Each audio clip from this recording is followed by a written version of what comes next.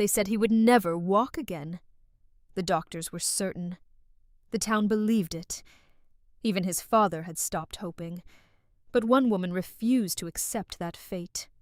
With nothing but quiet determination, she chose to try anyway. And one day, everything changed. This story reminds us, never underestimate the power of belief and persistence. This channel shares emotional Wild West stories, cowboys, love, motherhood, and the strength of human compassion. If you feel inspired, like, comment, share, and subscribe. This content was carefully researched, developed, and manually edited by our team to deliver meaningful stories with valuable life lessons.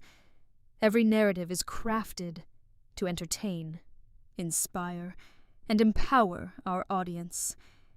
Thank you for being part of our community. The Concord stagecoach jolted to a bone-rattling halt, kicking up a cloud of red Colorado dust that tasted like copper and regret. Clara Vance stepped down onto the warped wooden planks of the station platform, her knees trembling beneath her heavy wool skirt. She coughed, the alkali dust clinging to her throat, her eyelashes, the damp collar of her sensible blouse. In her gloved hand she gripped a crumpled letter, a promise of marriage, a roof, and salvation. She scanned the boardwalk of the desolate frontier town, her heart hammering against her ribs. She was looking for a savior. What she found instead was a butcher. Amos Fletcher stood near the station master's office. He wore a tailored suit that cost more than the stagecoach she'd just ridden in, complete with a silver pocket watch chain that glinted in the harsh afternoon sun. But it was his eyes that made Clara's breath hitch. They were small, dark, and entirely devoid of the warmth his letters had so carefully feigned. They assessed her not as a bride, but as livestock bound for the slaughterhouse. Clara forced her chin up, smoothing her skirts. "Mr. Fletcher?" she asked, her voice raspy from 3 days of travel. Amos didn't remove his hat. He didn't offer his hand. He stepped forward, his gaze sweeping over her pale, exhausted face, then down to her battered single valise. "You're Arthur Vance's daughter," Amos said. It wasn't a greeting. It was an accusation. The blood drained from Clara's face. The name of her father, once a respected Boston financier, now a disgraced embezzler who had chosen a revolver over a prison cell, hung in the dry air between them. I explained my circumstances in my last letter," Clara managed, her fingers tightening around her valise handle until her knuckles turned white. "You left out the part about the stolen money and the coward's way out," Amos sneered, his voice carrying down the boardwalk. A few townsfolk stopped, turning their heads, drawn to the scent of fresh scandal. Amos reached into his breast pocket and pulled out the marriage contract they had negotiated across 2,000 miles. With deliberate, agonizing slowness, he tore the heavy parchment in half, then into quarters, letting the pieces flutter down into the horse-churned mud of the street. "I'm a man of standing in this town, Miss Vance," Amos said, his voice dripping with loud, theatrical righteousness. "I don't bring a thief's blood into my house." He reached into his pocket again, pulling out $3 silver and tossed them at her feet. They landed in the red dust with a muffled thud. "Buy a ticket on the next eastbound stage. Go back to whatever gutter you crawled out of." The silence on the platform was deafening, broken only by the snort of the stagecoach horses.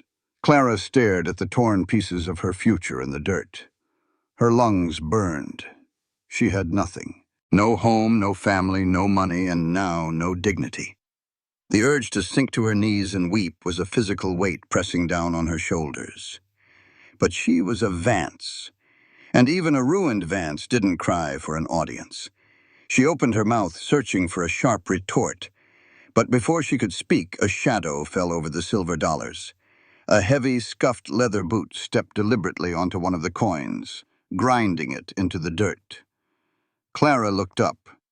The man standing between her and Amos Fletcher looked like the land itself, hard, weather-beaten, and unforgiving. He was tall, broad-shouldered, smelling of rawhide, horse sweat, and pine. A jagged white scar cut across his right jawline, disappearing into the shadow of his dusty Stetson. He didn't posture, he didn't yell. He simply reached down, picked up the 2 remaining silver dollars, and flicked them with frightening speed straight at Amos's chest. Amos flinched, batting the coins away as they struck his expensive vest. "Keep your change, Fletcher," the man said. His voice was a low, gravelly rumble that seemed to vibrate through the floorboards. Amos's face flushed a dark, angry purple. "This is none of your business, Thorne. Stay out of it." Silas Thorne didn't even look at Amos.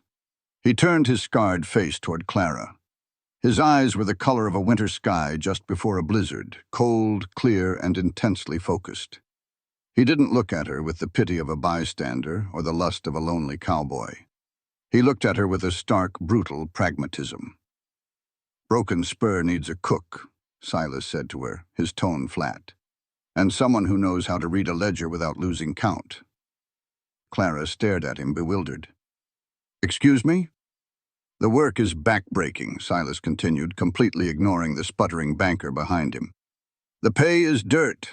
You'll wake up before the sun and sleep with your bones aching. But out there, nobody gives a damn about your pedigree or your father's sins." He gestured with a tilt of his head toward a battered freight wagon hitched to 2 massive draft horses. "You taking the eastbound stage, Miss Vance? Or are you staying in the dirt?" It wasn't a proposal. It was a lifeline woven from barbed wire. Clara looked at Amos, whose sneer had morphed into a look of venomous outrage. She looked at the silver dollars in the mud. Then she looked at Silas Thorne. Without a word, she bent down, picked up her valise, and walked past Amos Fletcher as if he were nothing more than a ghost. Silas gave a curt nod. He didn't offer a gentlemanly hand to help her up. He simply unhitched his horses while she hoisted herself onto the hard wooden bench of the wagon. As Silas climbed up beside her, the bench groaned under his weight. He took the leather reins in his calloused hands. But before he clicked his tongue to set the horses in motion, he turned his head and looked at her one last time. Clara caught her breath. Up close, stripped of the glare of the sun, his winter sky eyes weren't entirely cold. There was a quiet, piercing recognition in them. A heavy, silent knowing that stripped away her Boston armor and saw straight down to the terrified, determined woman underneath. It wasn't the look of a stranger offering charity. It was the look of a man who had known her for a very, very long time. The broken spur did not look like salvation. It looked like a graveyard of good intentions. As Silas's wagon crested the final ridge, Clara braced herself against the wooden bench. Before them lay a sprawling expanse of scrub brush and drought-cracked earth. The ranch house was a low-slung, weathered structure of unpainted pine, flanked by a massive, drafty barn, and a labyrinth of corrals that smelled intensely of horse sweat, manure, and dust. There were no flower boxes. There were no curtains. It was a place built strictly for survival. Her first 3 days were a masterclass in humiliation. Clara quickly learned that Boston resilience did not translate to frontier competence. On her first evening, she managed to burn the salt pork until it resembled charcoal and boiled the beans into a tasteless gray mush. She served it to the ranch hands at the long, scarred wooden table in the kitchen. Gideon, the grizzled foreman missing 2 fingers on his left hand, stared at his tin plate with open hostility. Levi, a lanky teenage horsebreaker who barely spoke, chewed the burnt meat with the grim determination of a man facing a firing squad. Silas sat at the head of the table. He didn't complain. He ate every bite of the ruined meal in heavy silence, stood up, and carried his plate to the wash basin. "The stove drafts to the left, Miss Vance," was all he said. "Learn its temper before you waste more of our meat." By the 4th day, Clara's hands, once accustomed to fountain pens and embroidered handkerchiefs, were a landscape of broken blisters. The lye soap she used to scrub the cast-iron pots ate at her cuticles, leaving them cracked and bleeding. Every muscle in her back screamed from hauling buckets of water from the pump. She was failing, and the cowboys knew it. But the real disaster wasn't in the kitchen. It was in the corner of Silas's cramped, dusty office. Sent in to sweep the floor, Clara's eyes caught sight of the open ledger on his desk. She hadn't meant to pry, but numbers were the one language she understood perfectly. Her father had been a thief, yes, but before his fall, he had taught her how to read a balance sheet like a map. She set the broom down and stepped closer, her eyes scanning the columns. It was a bloodbath. The broken spur was hemorrhaging money. The numbers didn't make sense until her finger traced the margin notes detailing the loan terms. The interest rates were predatory, compounding at a pace designed to choke a man to death. She flipped back a few pages and saw the signature on the loan agreement. Amos Fletcher, First National Bank of Silver Ridge. Fletcher wasn't just a jilted, spiteful man. He was systematically starving Silas Thorne out of his own land. That night, after the men had gone to the bunkhouse, Clara stood alone in the dark kitchen. The fire in the stove had died down to glowing embers. She plunged her raw, blistered hands into a basin of cold water, the sudden sting drawing a sharp gasp from her throat. The isolation, the physical agony, the crushing weight of Amos Fletcher's shadow. It finally broke her. Clara leaned over the basin, her shoulders shaking as silent tears cut tracks through the flour and dust on her cheeks. She wept for her father, for her ruined life, and for the sheer, terrifying vastness of this brutal country. A floorboard creaked. Clara gasped, pulling her dripping hands from the basin and frantically wiping her face. Silas stood in the doorway, a towering silhouette in the dim light. He didn't step forward to offer a comforting embrace. He didn't ask what was wrong. The bloody blisters on her hands and the exhaustion in her posture told him everything. Silas walked to the heavy oak table. He reached into his pocket and set a small, dented tin on the wood. It hit with a dull clink. Next to it, he dropped a heavy iron ring carrying 2 brass keys. Clara stared at the items. "What is this?" she managed, her voice thick. "Sheep fat salve. For the burns," Silas said, his voice a low gravel scrape in the quiet room. He pointed to the keys. "And that's for the ledger safe in the office." Clara's breath hitched. I don't understand." "You burned the bacon again tonight, Clara," Silas said, stepping back into the shadows of the hallway. "But I saw you looking at the books. You know what Fletcher is doing to me. If you can read the math, maybe you can fix it." He didn't wait for her to answer. He turned and walked down the hall, leaving her alone in the dark. Clara looked at the heavy keys, the iron cold against her ruined hands. It was the first time since her father's death that someone had looked at her and seen something other than a liability. He trusted her. Silas's POV. The memory of the saloon always tasted like cheap whiskey and impending violence. 3 months ago, Silas had been sitting in the dimly lit corner of Cora's saloon, nursing a bourbon he didn't really want. The air was thick with cigar smoke and the rowdy laughter of men avoiding their empty homes. At the center of the loudest table was Amos Fletcher. The banker was 3 sheets to the wind, his tailored suit unbuttoned, waving a piece of fine cream-colored stationery like a hunting trophy. "Boston, boys," Amos had crowed, his voice carrying over the tinny piano music. "A genuine, educated lady from Boston. Desperate as a starved dog, mind you. Father blew his brains out over some missing funds, leaving her penniless. She's begging for a roof." The men laughed, a cruel, ugly sound. Silas had tightened his grip on his glass, his jaw clenching. He hated Fletcher on principle, but listening to the man degrade a woman fighting for her life made his blood run hot. "Listen to this," Amos had sneered, unfolding the letter. He read her words aloud in a mocking, high-pitched voice. "I do not ask for luxury, Mr. Fletcher, only for a partnership forged in mutual respect. I am willing to work, to learn, and to build a life out of whatever the land provides." Amos snorted. "Partnership? Can you imagine? I don't need a partner. I need a quiet wife who looks good in a pew." Amos threw the letter onto the table, and as he did, a small photograph slipped from the folds of the paper, fluttering to the sawdust-covered floor. No one noticed. They were too busy pouring another round. When Amos finally stumbled out of the saloon, Silas walked over to the abandoned table. He bent down and picked up the photograph. It was a tintype of a woman with dark hair pulled back severely, wearing a high-collared dress. She wasn't smiling, but it was her eyes that had caught Silas like a physical blow to the chest.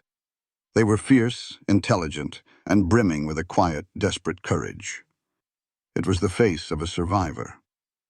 Silas had stared at that photograph for a long time in the flickering light of the saloon. He had carefully tucked it into his breast pocket, right over his heart. He knew then that a woman who wrote about partnership and building a life from the land would suffocate under a man like Amos Fletcher. He hadn't rescued her at the stagecoach station out of sudden pity. He had been waiting for her.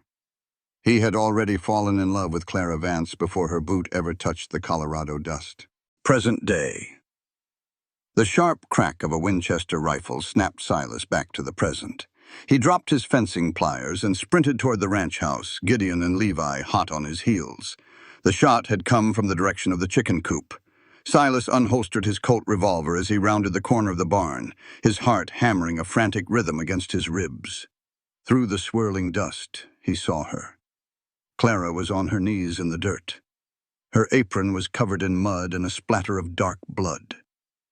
2 yards away lay a massive, scrawny coyote, its chest blown open. The heavy Winchester rifle had slipped from her hands. She was trembling violently, her chest heaving as she stared at the dead predator. Silas slowed his pace, holstering his gun. He walked up to her, noting the dark, blooming bruise already forming on her right shoulder, where the rifle's recoil had slammed into her collarbone. It had one of the hens, Clara stammered, looking up at him with wide, shocked eyes. I pointed it and pulled the trigger. Before Silas could say a word, Clara turned her head, scrambled a few feet away, and violently threw up her breakfast into the dry sagebrush. Levi let out a low whistle, stepping forward to tow the dead coyote. "Hell of a shot for a city girl," the boy muttered. Gideon, who had spent the last 2 weeks complaining about Clara's cooking, slowly nodded his head. He looked at Clara, wiping her mouth with the back of her trembling hand, and touched the brim of his hat in a silent gesture of hard-won respect. She hadn't screamed. She hadn't run. She had neutralized the threat. Silas knelt beside her in the dirt. He offered her a clean bandana.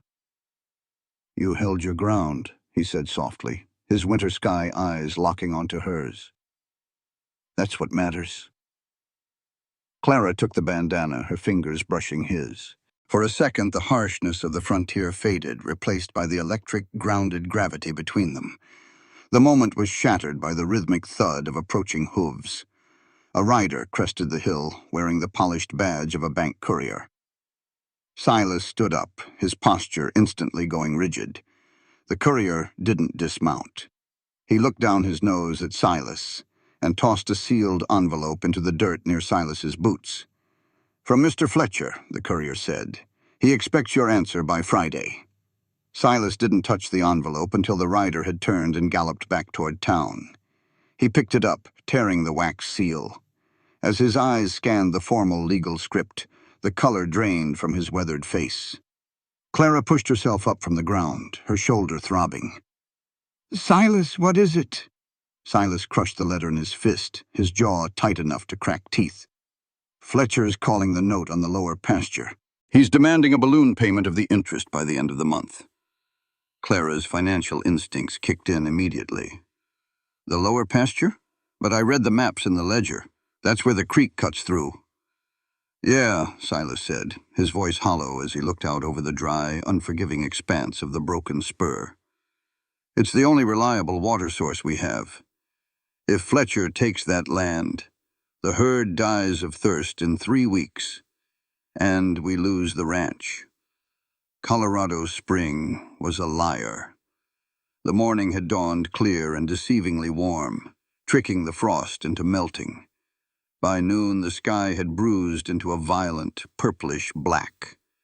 The temperature plummeted so fast, it cracked the ice on the water troughs, and then the wind hit, a shrieking, blinding wall of white.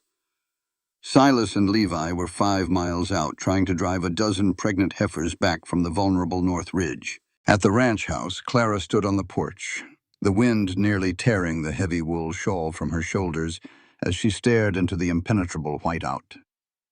"They ain't gonna make it back if they don't hurry," Gideon yelled over the howling gale, limping up the porch steps. His maimed hand was tucked deep into his coat, aching from the sudden freeze. Panic fluttered in Clara's chest, sharp as a bird's wing, but she forced it down. Boston had taught her to freeze in a crisis. The broken spur was teaching her to move.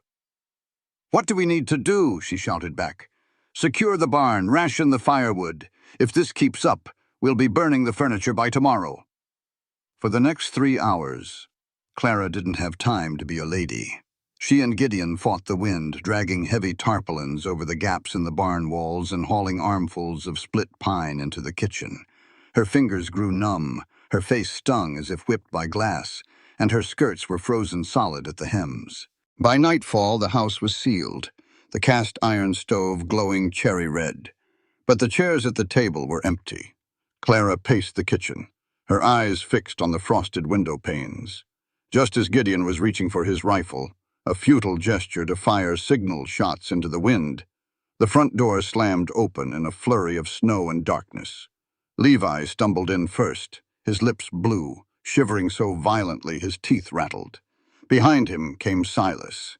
He was entirely encased in ice, his Stetson frozen to his head.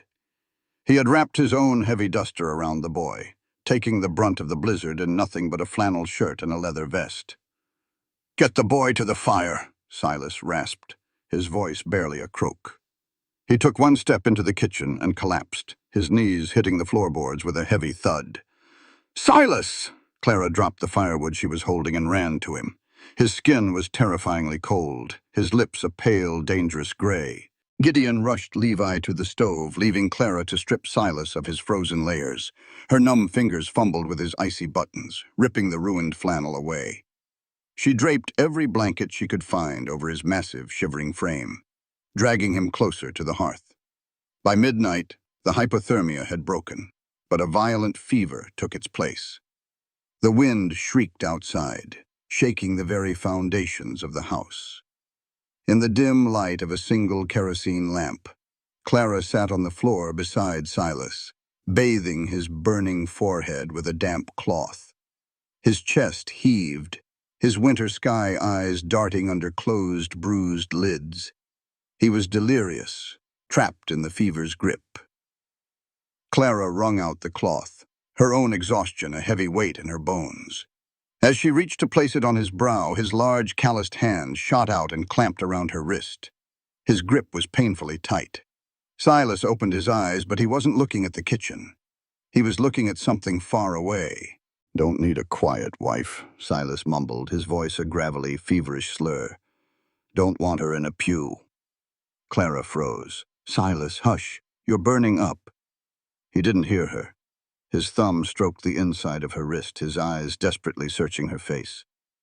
"Not luxury," he breathed, the words tumbling out in a ragged rhythm. "A partnership, forged in mutual respect. Build a life, out of whatever the land provides."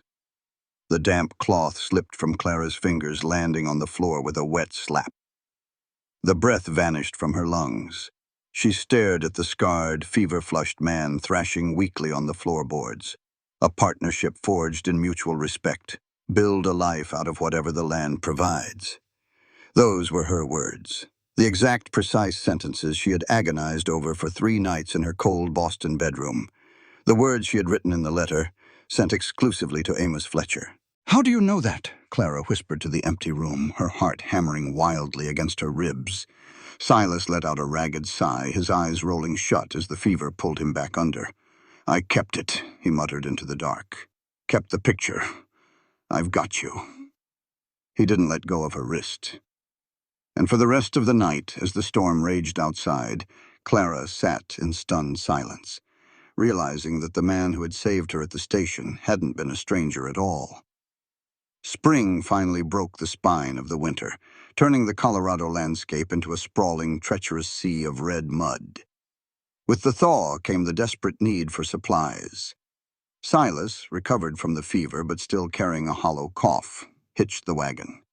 Clara rode beside him. Since the night of the blizzard, an unspoken heavy tension had settled between them. She hadn't asked him about the letter. She was afraid of the answer, afraid that acknowledging it would break the fragile, unspoken bond, keeping her anchored to the broken spur. Silver Ridge was bustling with post-thaw activity. As Silas drove the wagon down the muddy main street, Clara felt the shift in the air immediately. The polite society of the town, the wives of merchants, the churchgoers, the respectable folk, stopped on the boardwalks. They didn't smile. They leaned in, whispering behind gloved hands. Clara caught fragments of their vicious murmurs. Living out there with 3 men. No chaperone, no shame. Fletcher says she's nothing but thorns kept whore. Clara kept her spine steel straight, her eyes fixed forward, refusing to give them the satisfaction of her tears. Beside her, she felt Silas go completely rigid. The muscles in his jaw ticked.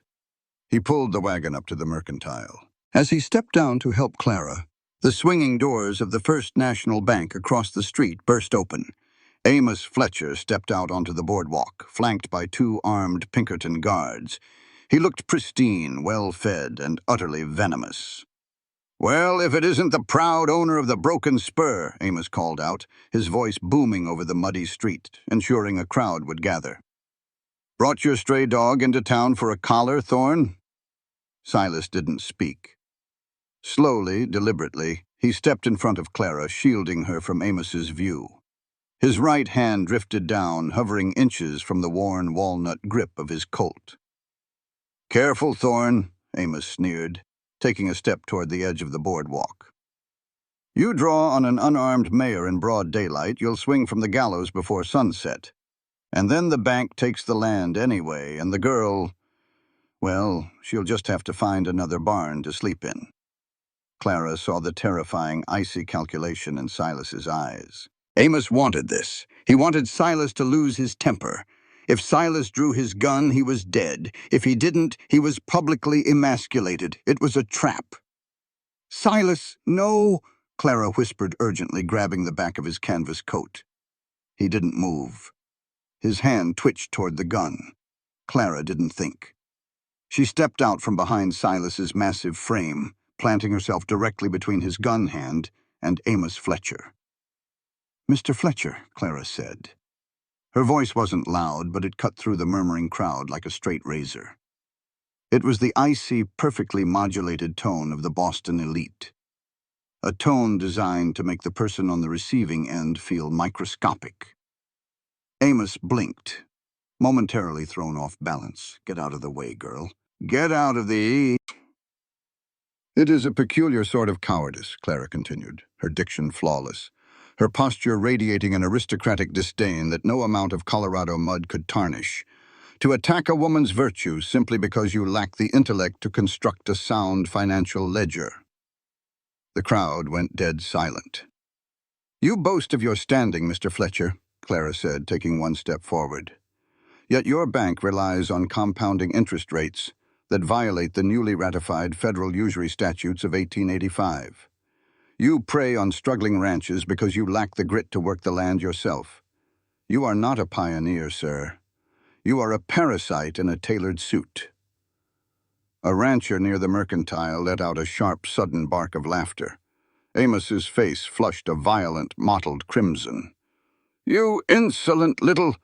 Amos choked, pointing a trembling finger at her.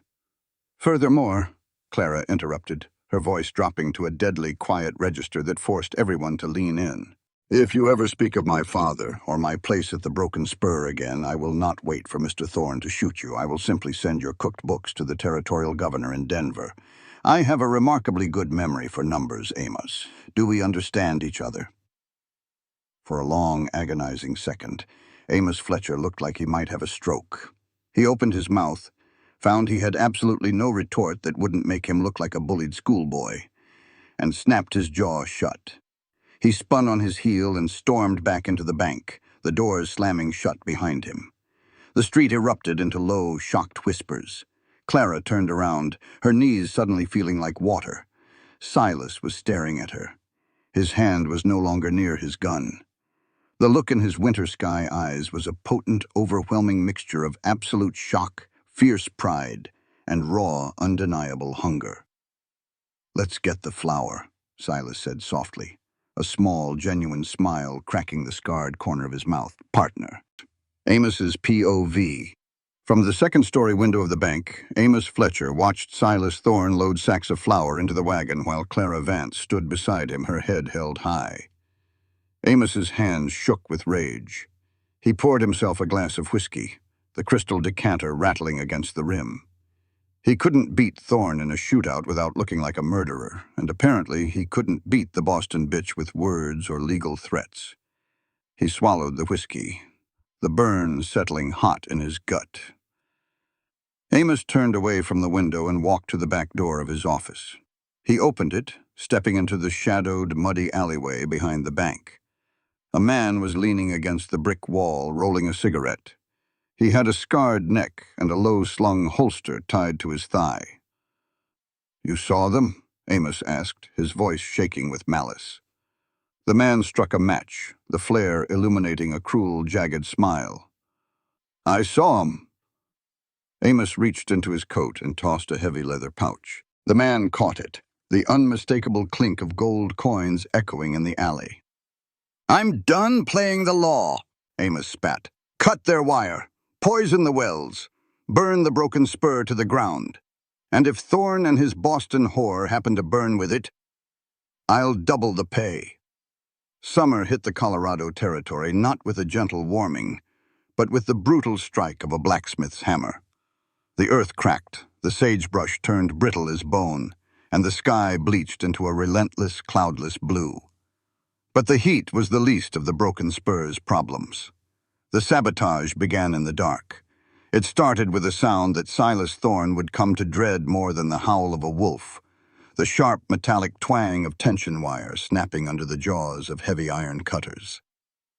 By the first week of July, Silas and his men were ghosts, riding 20-hour patrols along the vast, jagged perimeter of the ranch. 3 miles of newly strung barbed wire, paid for with the last of their meager reserves, had been systematically cut to ribbons.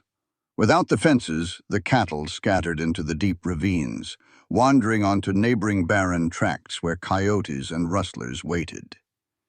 But Amos Fletcher's hired men didn't stop at vandalism. They moved to cruelty. On a blistering Tuesday afternoon, Silas found the remains of 5 prime heifers near the eastern boundary. They weren't shot. They were bloated, their tongues swollen and protruding, flies buzzing in thick black clouds around their sightless eyes. Silas dismounted, his boots crunching on the parched earth, and walked to the edge of the nearby watering hole. The water, usually clear and fed by an underground spring, was coated with an oily, iridescent sheen. The stench of strychnine and rotting animal carcasses tossed upstream hit him like a physical blow. They were poisoning the wells. They were choking the broken spur to death from the inside out. Back at the ranch house, Clara Vance felt the slow, agonizing strangulation of the ranch as keenly as if a rope were tightening around her own neck. She was no longer the soft, terrified Boston aristocrat who had stepped off the stagecoach. Her skin had browned beneath the relentless sun, the bridge of her nose dusting with freckles. Her hands were no longer a landscape of weeping blisters. They had healed into tough, calloused tools capable of hauling cast-iron skillets and chopping kindling. But her heart ached with a constant humming anxiety. Silas, Gideon, and Levi were running on fumes. They slept in the saddle, their eyes hollow, their faces coated in a permanent mask of red dust and sweat. They were losing a war of attrition.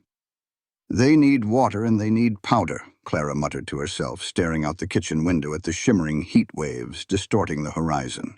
Silas had sent Levi back an hour ago with a message.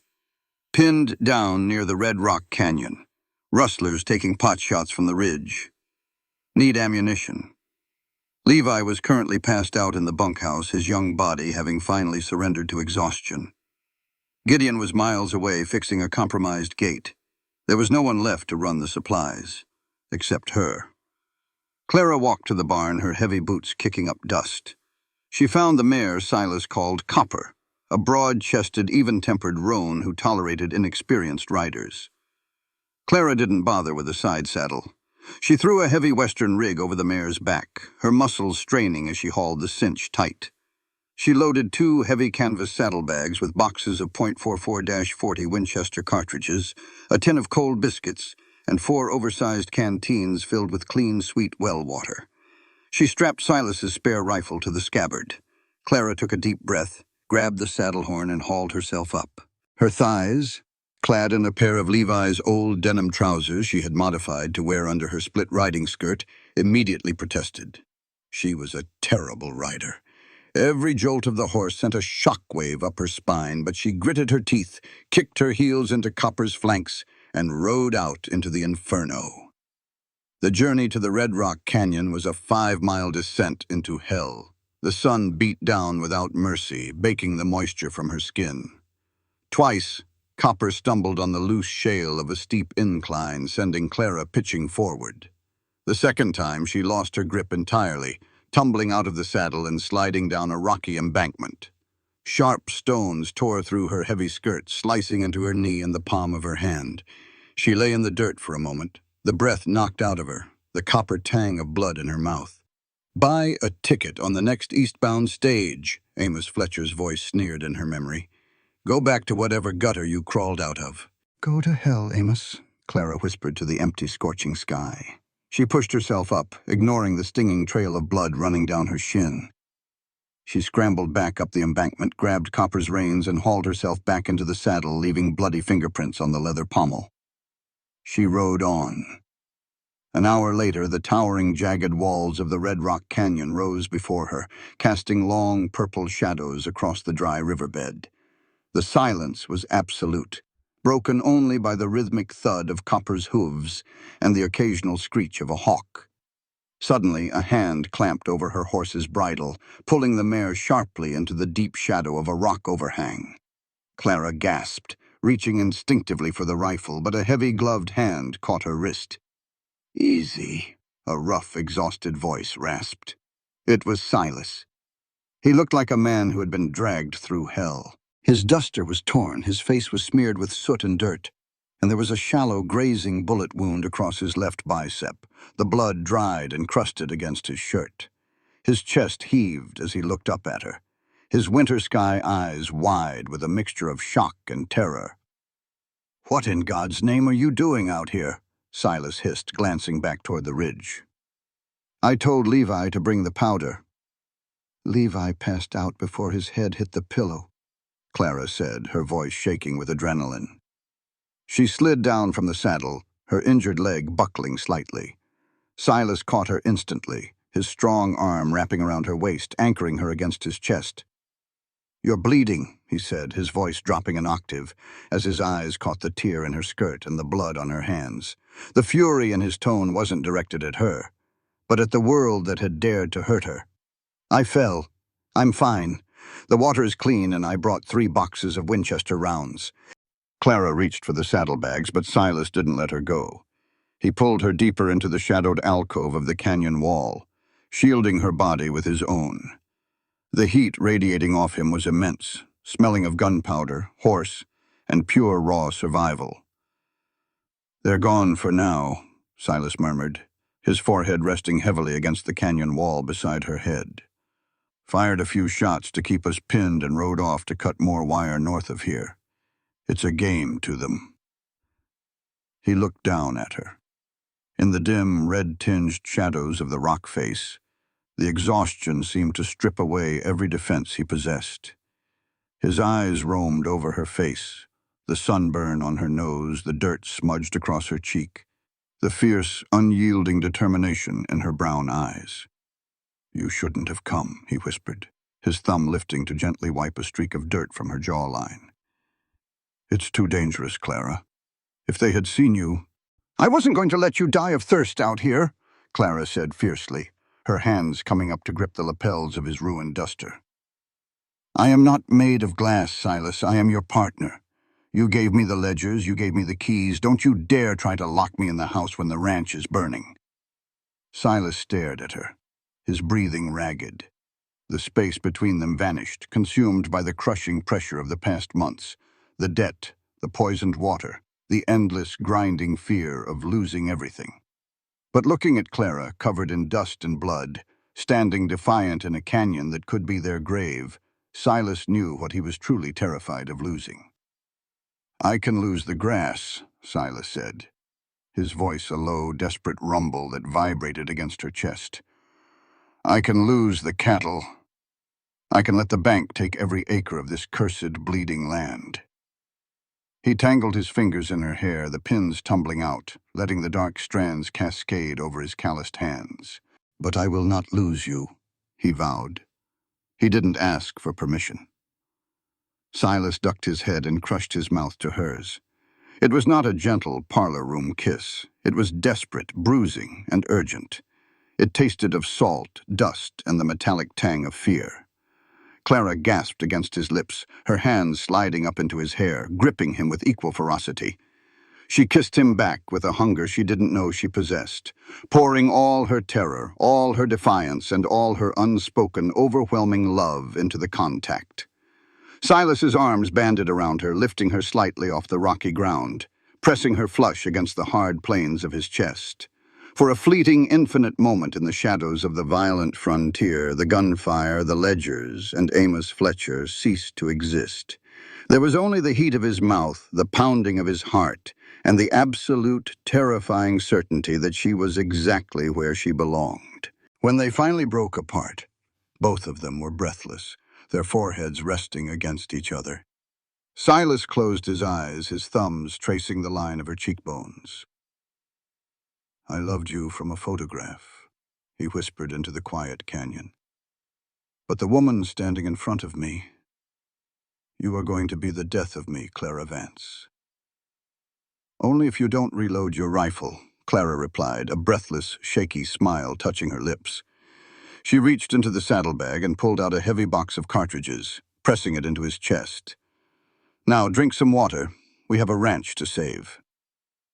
The kerosene lamp flickered, casting long, dancing shadows across the cramped walls of Silas's office. It was 3 a.m. Outside, the wind howled around the eaves of the house, but Clara barely heard it. Her eyes were bloodshot, tracking lines of numbers across the heavy parchment pages of Amos Fletcher's loan documents. She had been at it for 3 days, ever since she returned from the canyon, while Silas and the men fortified the remaining cattle near the house. She knew Fletcher was a thief. She knew he was burying Silas in interest, but something had always bothered her about the specific phrasing of the land deeds Amos had used as collateral for the final crippling loan modification. Clara rubbed her eyes, flipping open a heavy leather-bound volume she had brought with her from Boston, a comprehensive guide to federal land statutes and homestead acts. Her father had forced her to read it when she was 18. She had hated it then. Now it was her weapon. She cross-referenced a clause in Amos's contract with a page in the statute book. She read it once. She read it twice. Her breath hitched in her throat. The pencil slipped from her fingers, clattering onto the wooden desk. You arrogant, sloppy fool, Clara whispered, a wide, fierce grin breaking across her tired face. Amos Fletcher hadn't just used predatory interest rates. In his greed to secure the water rights of the Broken Spurs lower pasture, he had classified the land under the Desert Land Act of 1877, claiming it was non-arable and subject to separate reclamation deeds. But he had simultaneously structured the loan using the original Homestead Act patents belonging to Silas's father. It was a blatant, undeniable contradiction. By federally registering the same parcel of land under 2 competing statutes to inflate the collateral, Amos Fletcher was committing federal land fraud. If Silas defaulted and Amos seized the land, the bank would be transferring a fraudulent title. If the territorial governor in Denver saw this paperwork, Amos wouldn't just lose the loan. He would lose his banking charter. He would face a federal judge. Clara grabbed a fresh sheet of paper and her fountain pen. She didn't sleep. For the next 4 hours, she wrote, She drafted a meticulous, legally sound, and absolutely devastating report addressed directly to Governor Eaton in Denver. She cited the statutes, transcribed the contradictory clauses from the loan, and requested an immediate federal injunction against the First National Bank of Silver Ridge. When the sun finally crept over the horizon, painting the dust in shades of bloody gold, Clara walked into the kitchen. Silas was already at the stove boiling coffee. He looked up, the memory of the canyon still an electric current between them, but his smile faded when he saw the manic energy vibrating in her eyes. "Clara, have you slept?" She slapped the sealed, thick envelope onto the kitchen table. "I found it," she said, her voice trembling with exhaustion and triumph. "Amos got greedy. He committed federal fraud on the collateral titles. If this letter gets to the governor's office in Denver, Amos Fletcher is finished. He'll be in a federal penitentiary before the first snow." Silas stared at the envelope, then up at her. He didn't ask if she was sure. He trusted her mind implicitly. "Denver," Silas murmured, rubbing his jaw. "The Postal Express leaves from the way station at Pine Ridge by noon. It bypasses Silver Ridge entirely, so Amos's men at the post office won't see it." "I'll take it," Gideon said from the doorway. The old foreman leaned against the door frame, sipping a mug of black coffee. He looked at Clara, his grizzled face softening into a look of absolute loyalty. "Levi needs to stay here to watch the horses. Silas, you gotta guard the house. I know the back trails to Pine Ridge. I can slip past Fletcher's rustlers, hand it directly to the express rider, and be back by sundown." Silas hesitated, his protective instincts warring with strategic necessity. But Gideon was right. The old man knew the terrain better than a coyote. "Take the Winchester," Silas said, his voice grim, "and take my gray gelding. He's the fastest we've got. Don't engage if you see them, Gideon, just run." "Ain't planning on shooting unless they make me, boss," Gideon grunted. He walked over, took the heavy envelope from the table, and tipped his hat to Clara. "You done good, Miss Vance. Real good." By 8 in the morning, Gideon rode out, disappearing into the vast rolling scrublands toward Pine Ridge. The hours that followed were an agonizing exercise in waiting. Clara tried to clean the kitchen, but she kept dropping the dish rags. Silas paced the porch, his eyes constantly scanning the horizon, a rifle resting in the crook of his arm. Noon passed, then 2 o'clock, then 4. The shadows began to lengthen, stretching like long, dark fingers across the dust. At 5 o'clock, Levi, who was perched on the roof of the barn with a spyglass, shouted, "Rider, North Ridge!" Silas leaped off the porch, sprinting toward the gates. Clara followed, her heart hammering against her ribs. It was the gray gelding, but it wasn't running. It was walking at a slow, agonizing plod. As the horse crested the final hill, Clara let out a choked scream. Gideon was slumped low over the saddle horn, his fingers tangled in the horse's mane just to keep from falling. His left side was a mass of dark, glistening crimson. "Gideon!" Silas roared, sprinting the last 50 yards. He caught the horse by the bridle and reached up, hauling the heavy, bleeding man out of the saddle. Gideon collapsed into Silas's arms with a wet, rattling groan. They carried him into the kitchen, laying him out on the long wooden table. Clara immediately went to work, tearing clean linens and shouting for Levi to boil water. Gideon had been shot twice, once clean through the fleshy part of his shoulder, but the second bullet had shattered his thigh, nicking an artery. He was pale, his skin clammy, his breathing shallow. "Amos!"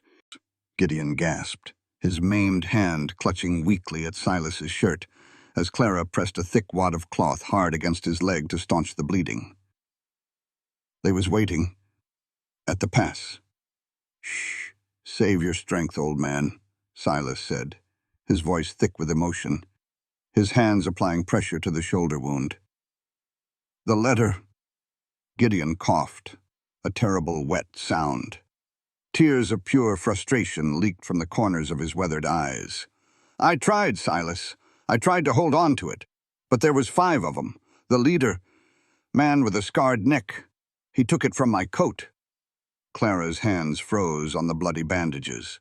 The room seemed to spin. The letter was gone. The proof was gone.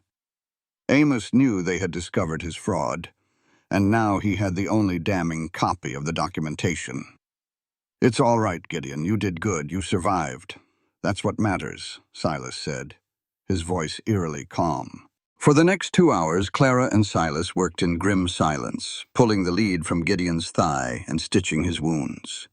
They packed the injuries with sulfur and bound them tight. By nightfall, Gideon was unconscious, stabilized but weakened by blood loss. Clara stood by the basin, washing Gideon's blood from her hands for the second time in her life. The water turned a pale, sickening pink. The victory she had felt that morning tasted like ashes in her mouth. "He'll burn it," Clara whispered, staring out the window into the pitch-black night. "Amos has the letter. He'll burn it, fix the ledgers, and then he'll come for the land." Silas didn't answer right away. Clara turned around. Silas was standing by the gun cabinet. The exhaustion that had plagued him for weeks was gone, replaced by a cold, terrifying stillness. He wasn't the beleaguered rancher anymore. He was the predator. He pulled out 2 Colt revolvers, checking the cylinders before dropping them into his holsters. He reached in and pulled out a heavy double-barreled shotgun, breaking it open to slide 2 thick brass shells into the chambers. "Silas?" Clara asked, a tremor of fear in her voice. "What are you doing?" Silas snapped the shotgun closed with a sharp, echoing clack. "We tried to play by the rules," Silas said, his winter sky eyes locking onto hers, devoid of mercy or hesitation. "We tried to use the law, the ledgers, and the courts, and they shot my friend for it." He walked toward the door, throwing his heavy duster over his shoulders. "They don't respect the law, Clara. They only respect lead and fire." Silas strapped a bandolier across his chest. "Fletcher hired a crew out of Rustler's Gap. I know where their camp is." Clara stepped in front of the door, her heart racing. "You can't take on an entire camp of armed men by yourself. It's suicide." "I won't be by myself," Levi's voice rang out from the hallway. The teenager stepped into the kitchen, a repeating rifle gripped tightly in his hands, his young face hardened into a mask of pure vengeance for Gideon. Silas looked down at Clara. He reached out, his calloused thumb gently brushing away a stray tear that had escaped her eye. "Amos Fletcher thinks he can take my land, take my livelihood, and kill the people I love," Silas said softly. "I'm going to Rustler's Gap, and I am going to get your letter back." Before Clara could protest again, Silas leaned down and kissed her. Hard, fast, and absolute. "Lock the doors," Silas commanded, stepping past her onto the porch. "If anyone rides up who isn't me or Levi, you shoot through the wood. Do you understand me?" Clara looked at the man she loved, armed for war, stepping out into the dark frontier. The polite Boston girl was dead.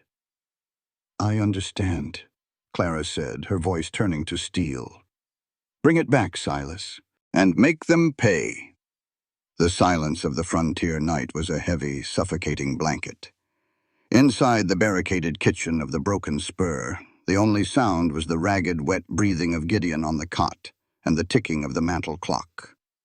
Clara Vance sat in the dark, a loaded 12-gauge double-barreled shotgun resting heavily across her knees.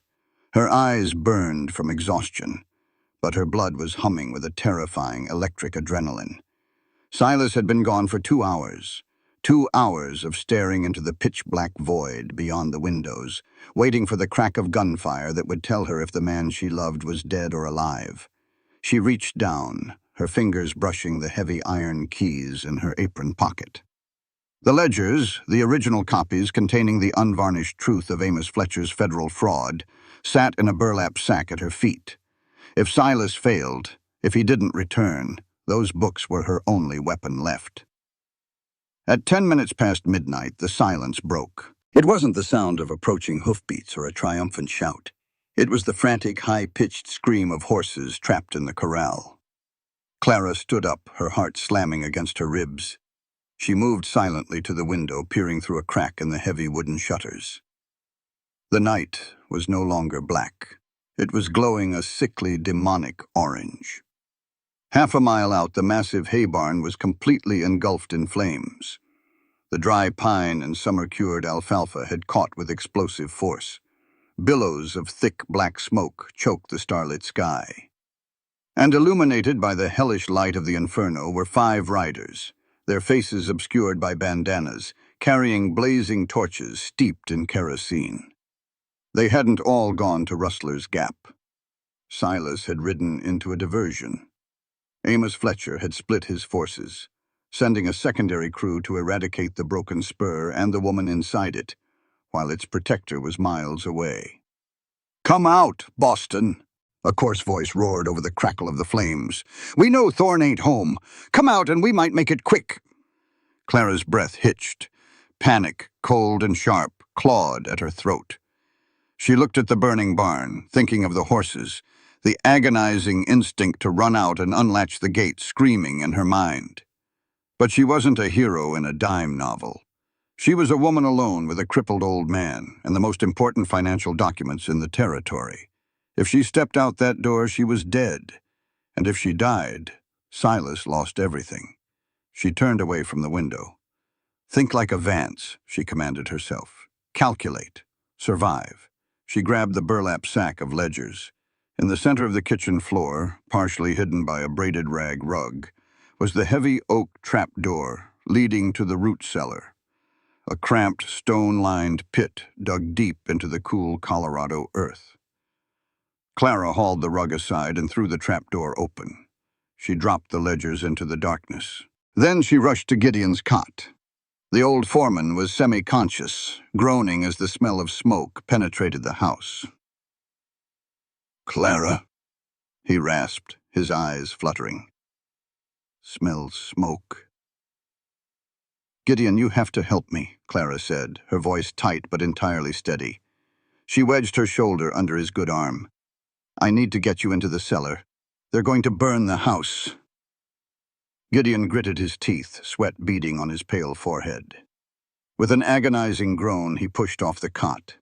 Clara strained under his dead weight, her boots slipping on the floorboards as she dragged him toward the open hatch. Outside, the sound of breaking glass shattered the night. One of the riders had thrown a rock through the parlor window. "Burn it!" a voice yelled. "Burn the bitch out!"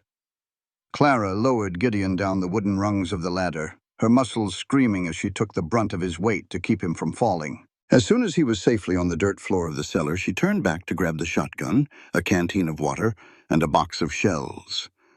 A heavy thud echoed from the front porch. A second later, the unmistakable hiss of accelerating flames licked at the front door. The scent of kerosene seeped under the floorboards. "Hey, I see movement in the kitchen," one of the riders shouted. Heavy boots pounded up the wooden steps of the back porch. The doorknob rattled violently. Clara didn't hesitate. Silas had given her an order, and she intended to follow it. She raised the heavy 12-gauge, planting the stock firmly into her bruised shoulder. She aimed dead center at the wooden door, right where a man's chest would be. She exhaled a shaky breath, closed her eyes, and pulled the front trigger. The blast was deafening in the enclosed space. The recoil slammed Clara backward, knocking her to her knees. A massive, jagged hole exploded outward through the solid pine door. A man screamed, a wet, gargling sound of absolute agony, followed by the heavy thud of a body hitting the porch boards, then tumbling down the steps into the dust. "Jesus Christ! She's got a scattergun," another voice yelled, scrambling backward. Gunfire erupted. Bullets tore through the kitchen walls, shattering the crockery, sending shards of ceramic and splinters of wood flying through the air. Clara kept her head down, crawling backward over the debris toward the open trapdoor. The roof above the parlor caught. The dry timber groaned, the roar of the fire sounding like a freight train bearing down on them. The heat inside the kitchen became unbearable, the air turning thick and gray with suffocating smoke. Clara slid down the ladder into the root cellar, pulling the heavy oak trapdoor shut just as the kitchen ceiling began to collapse. In the pitch black of the stone cellar, the air was cool and smelled of potatoes and damp earth. Above them, hell was breaking loose. The thumping of falling beams and the crackle of devouring flames vibrated through the dirt ceiling. Gideon was breathing shallowly in the dark. Clara pulled him close, pressing a damp cloth from the water canteen over his mouth and nose, then covering her own. They sat in the dark, buried alive under a burning house. Clara listened to the destruction of the life she and Silas had just begun to build. She didn't cry. The fire above was hot, but the rage burning in her chest was hotter. It felt like hours. The air in the cellar grew thin and stale. The roaring above subsided into a steady, crackling hiss of dying embers. Then, over the sound of the flames, Clara heard it. The rapid, thunderous drum of approaching hooves. Not 5 horses. 2, ridden at a breakneck, desperate speed. Gunfire snapped outside, sharp, rhythmic, and deadly accurate. The booming crack of a Colt 45 and the rapid cycling of a Winchester repeater. Silas and Levi. Above the trapdoor, she heard shouts of panic, followed swiftly by the thud of bodies. Silas wasn't offering surrender. He was dispensing execution. A few minutes later, the gunfire ceased. Footsteps, heavy and frantic, sprinted over the charred, smoldering floorboards above. "Clara!" Silas's voice roared. It was a sound of pure, unadulterated terror. The voice of a man having his soul ripped from his chest. "Clara!" Clara pushed against the heavy oak trapdoor. It was blocked by fallen debris. "Silas!" she screamed, her voice hoarse from the smoke. "Silas, we're down here!" The debris above shifted violently. Beams were thrown aside with superhuman strength. The trapdoor was ripped open, letting in a shaft of moonlight and curling gray smoke. Silas dropped into the cellar. He fell to his knees in the dirt, his hands scrambling in the dark until they found her face. When he realized she was alive, he let out a choked, ragged sob. He pulled her against his chest, crushing her to him, burying his face in her soot-stained hair. He was shaking. The immovable, stone-hard rancher was trembling like a leaf. "I thought I lost you," he whispered fiercely, his tears cutting clean tracks through the grime on his face. "God, Clara, when I saw the glow in the sky from the ridge—" "I'm here," Clara said, her arms wrapping tightly around his neck, anchoring him. "Gideon is safe, and I saved the Ledgers." Silas pulled back, his hands cupping her face. He looked at her with a reverence that bordered on worship. "To hell with the Ledgers. You're alive." Levi helped them haul Gideon out of the cellar. The dawn was breaking over the eastern mountains, casting a pale, cold light over the devastation. The barn was entirely gone, a smoking foundation of black ash. The main house was missing its roof and front parlor, though the thick log walls of the kitchen had stubbornly survived the blaze. Near the water trough, Levi stood guard over a man bound tightly with rope. It was the thug Clara had shot through the door, his shoulder heavily bandaged, groaning in the dirt. The rest of Amos's crew lay dead in the yard. Silas walked over to the captive, his winter sky eyes devoid of any mercy. He reached into the man's coat and pulled out a folded piece of heavy, expensive parchment. Silas read it, his jaw clenching. He walked back to Clara and handed it to her. It was a bank letterhead. On it, written in Amos Fletcher's unmistakable, elegant cursive, "Burn the house. Make sure the Boston bitch and the books don't make it out.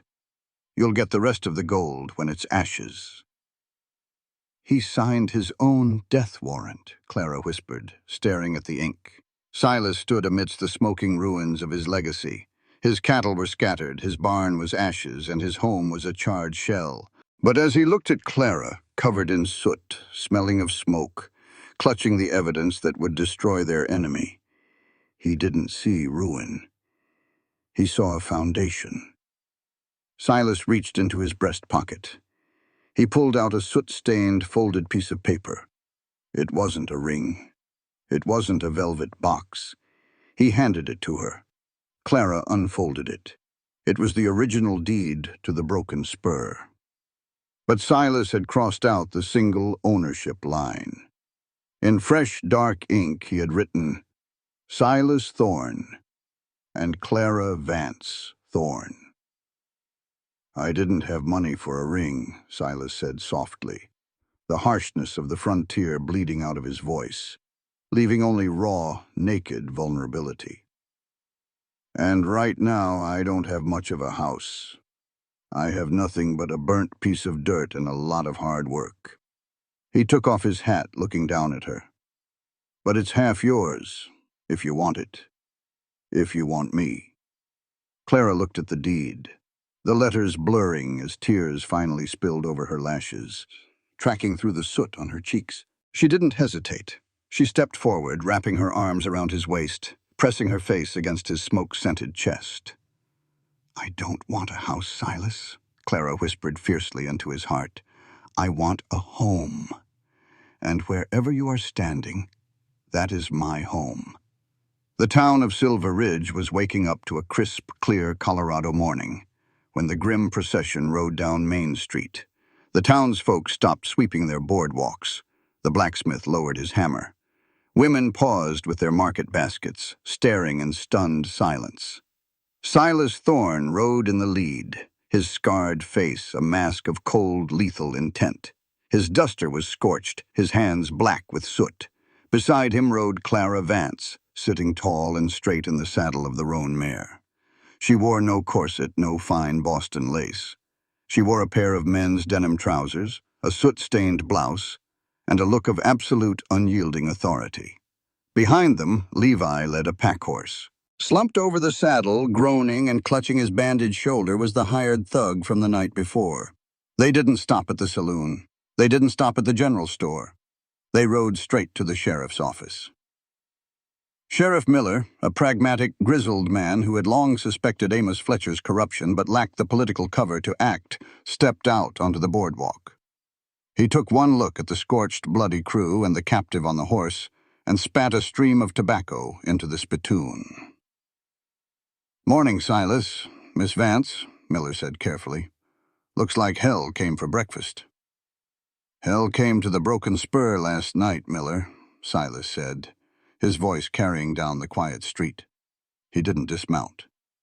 Amos Fletcher sent 5 men to burn my ranch, kill my foreman, and murder my future wife. A collective gasp rippled through the gathered onlookers.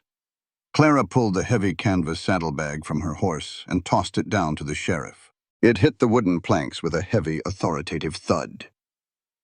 Inside that bag, Sheriff, are the First National Bank's ledger books, Clara said, her voice ringing clear and sharp, carrying the aristocratic diction that commanded absolute silence.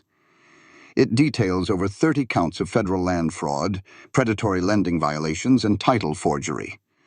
And in the side pocket is a handwritten, signed order from Mayor Amos Fletcher, directing the man bleeding on that horse to burn me alive. Sheriff Miller crouched down, unbuckling the saddlebag. He pulled out the ledger, then the folded letter on bank stationery. He read Amos's elegant, damning cursive. The sheriff's jaw tightened. He looked up at Silas, then at the gathered crowd of townsfolk, the very people who had whispered behind Clara's back just weeks ago. Well, Miller said, slowly drawing his Colt revolver from his hip, I reckon the mayor and I are overdue for a chat. We're coming with you, Silas said, dismounting and helping Clara down. The walk across the street to the First National Bank felt like a funeral march.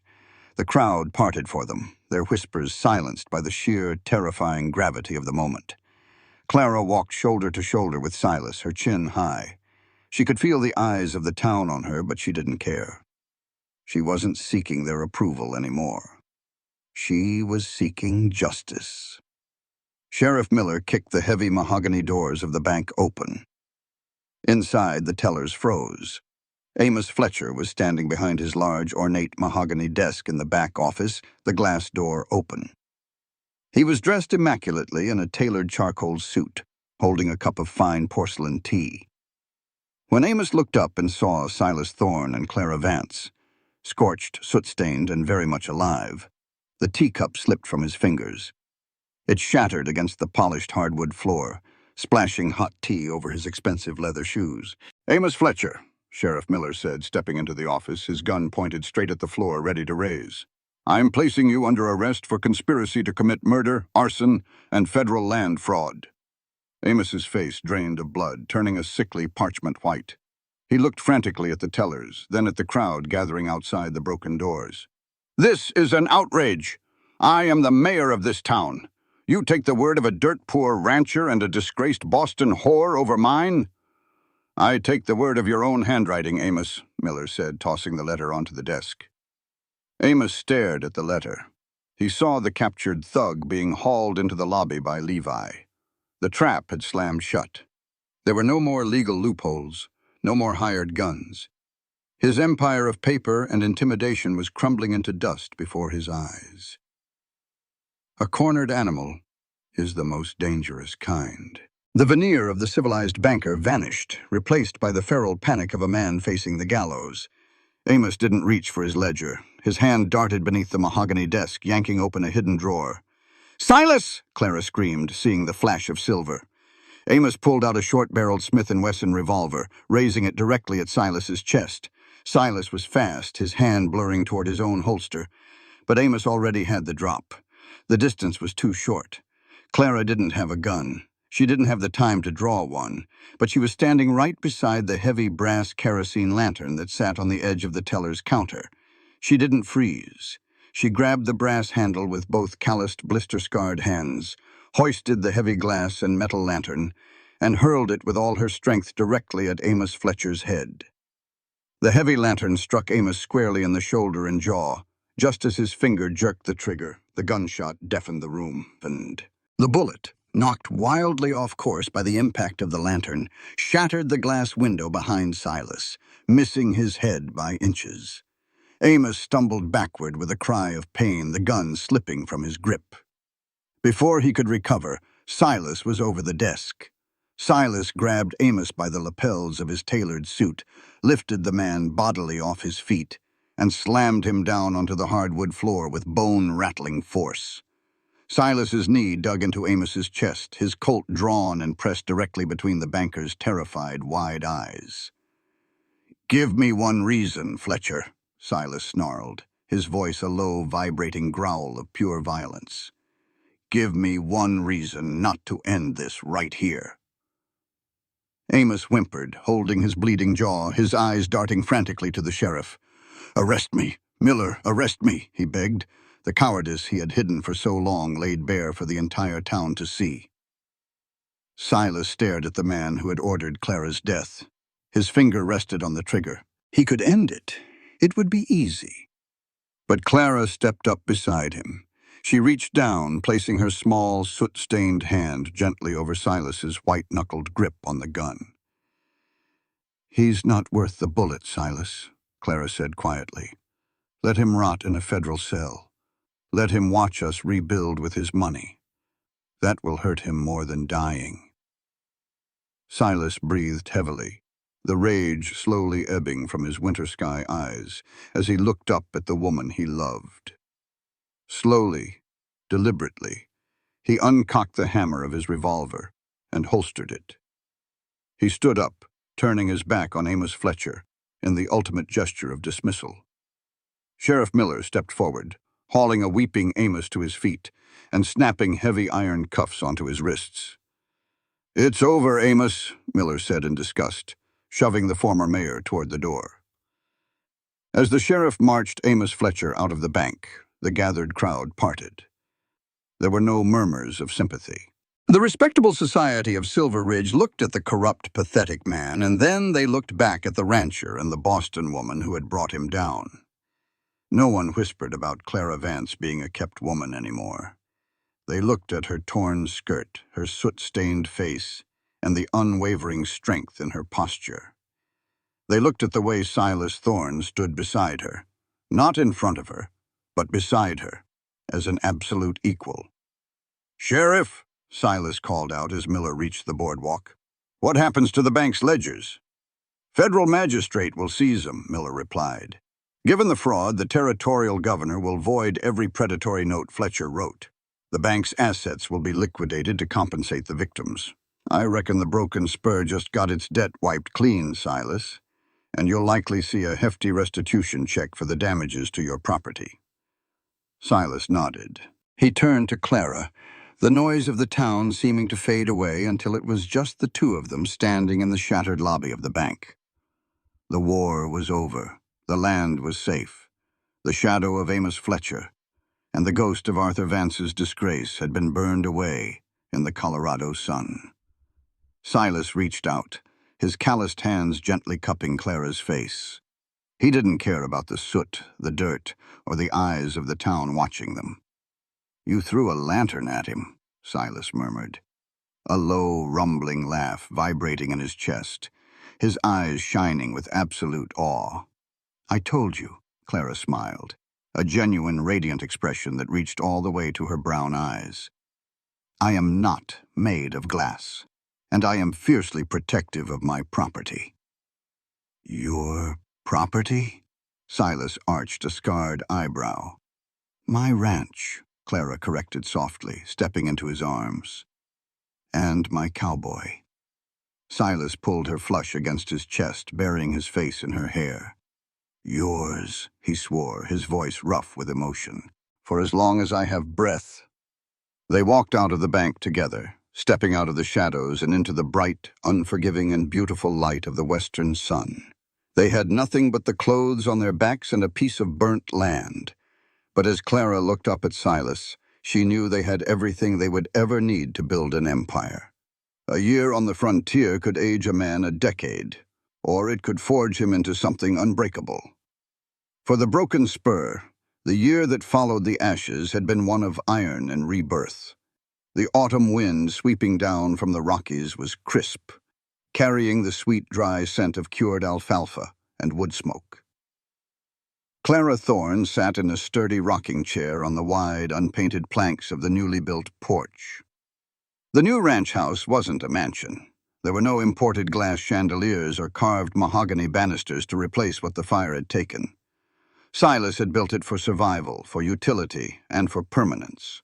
The walls were thick, chinked pine, the roof heavy enough to withstand the most brutal blizzard, and the kitchen was twice the size of the old one, dominated by a massive cast-iron stove that Clara commanded with absolute authority.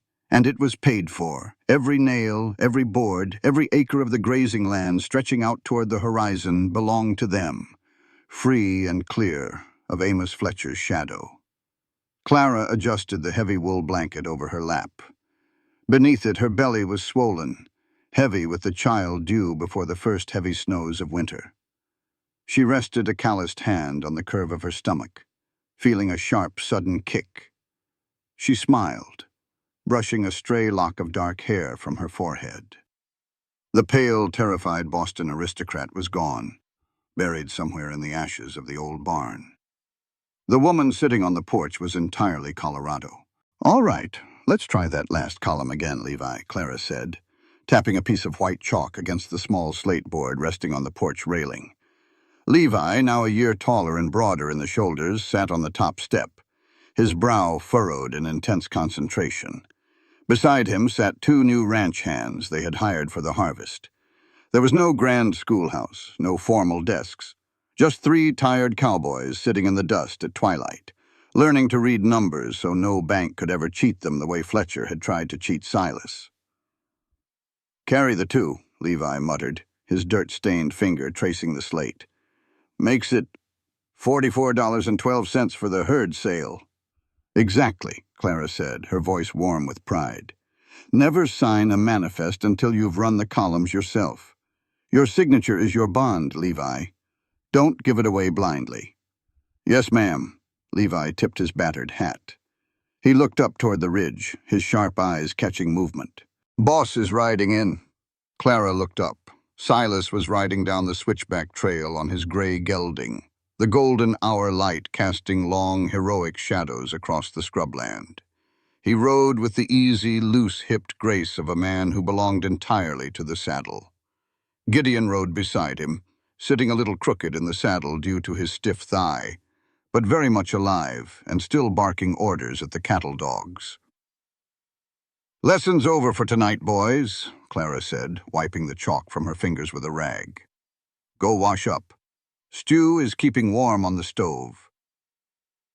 Much obliged, Mrs. Thorne, the hands chorused, scrambling up and heading toward the wash basins by the bunkhouse. Clara stood up slowly, her hand resting on the porch post for balance as Silas trotted his horse into the yard. He dismounted, handing the reins to Levi with a murmured word of thanks, and walked toward the porch. He didn't look like a desperate man anymore.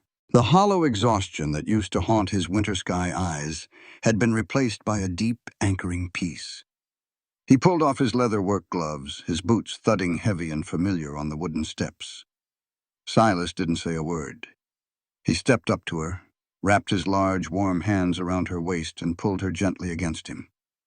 He ducked his head, kissing her with a slow, thorough devotion that sent a familiar thrill down her spine. "How are my two favorite people holding up?" Silas murmured against her temple, his large hand moving down to rest protectively over their unborn child. "We're perfectly fine," Clara smiled, leaning her weight into his solid chest. "Though your son, or daughter, has your stubbornness. They've been kicking the ledger book off my lap all afternoon." Silas let out a low, rumbling laugh. "Already hates paperwork. That's my kid."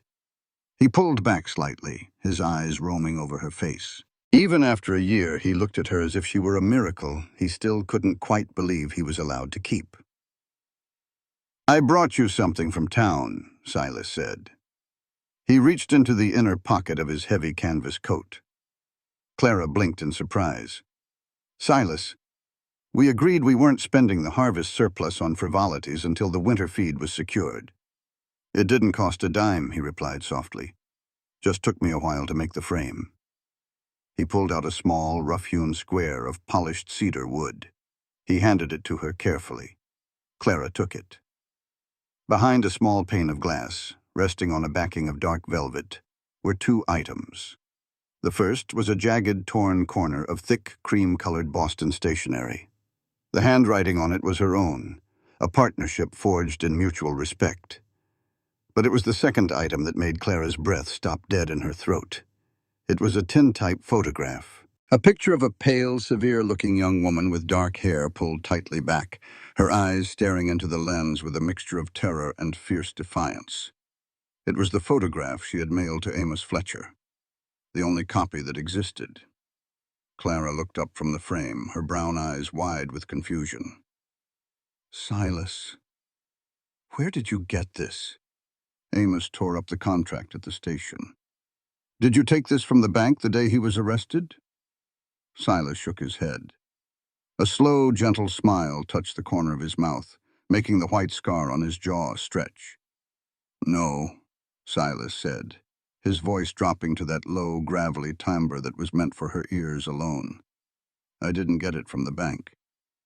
He reached out, his calloused thumb gently tracing the edge of the wooden frame in her hands. 3 months before you stepped off that stagecoach, Amos Fletcher was drunk in Cora's saloon," Silas said softly. "He was waving your letter around, laughing at it, bragging about how he had bought himself a desperate, ruined Boston aristocrat to keep quiet in a pew." Clara's heart contracted, the old shame flickering for a brief second before Silas's steady gaze chased it away completely.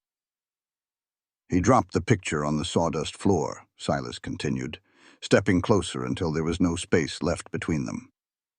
"I waited until he left, and I picked it up." Clara stared at him, the pieces of the past year suddenly sliding into a breathtaking, blinding clarity. The way he had looked at her at the station, the way he had handed her the ledgers without hesitation, the fevered words he had spoken during the blizzard. "You had it the whole time," Clara whispered, her voice trembling. "At the station, when you stepped on his silver dollars, you already knew who I was." "I didn't step in front of Amos Fletcher out of charity, Clara," Silas said fiercely, his hands coming up to cup her face, his thumbs wiping away the single tear that spilled over her lashes. "I didn't offer you a job because I needed a cook. I offered it because I had spent 90 days staring at that photograph, reading your words, and knowing that the woman who wrote them belonged anywhere but under the heel of a man like Fletcher. He leaned his forehead against hers, his breathing hitching with the raw, undeniable truth of it.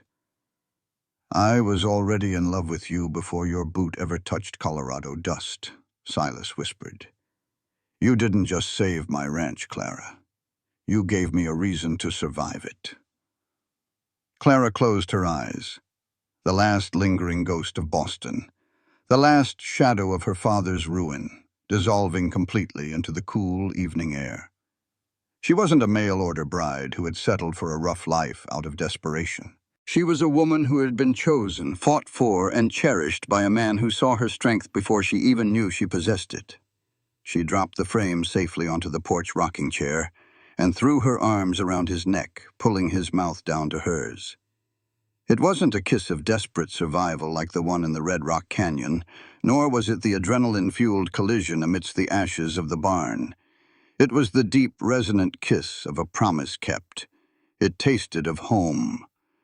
Above them, the first stars of the evening began to pierce the darkening Colorado sky, vast and untamed. Out here, the land broke the weak and buried the foolish. But for those with the grit to stand their ground, it offered something infinitely better than a polite society. It offered the truth. Silas wrapped his arms securely around his wife and their unborn child, burying his face in the crook of her neck as the night settled over the broken spur. They had built an empire from the ashes, bound not by a contract of convenience, but by a partnership forged in blood, dust, and absolute respect. The last stagecoach had brought her to the end of the world. But standing there in the arms of Silas Thorne, Clara knew she had never been lost. She had simply been on her way home.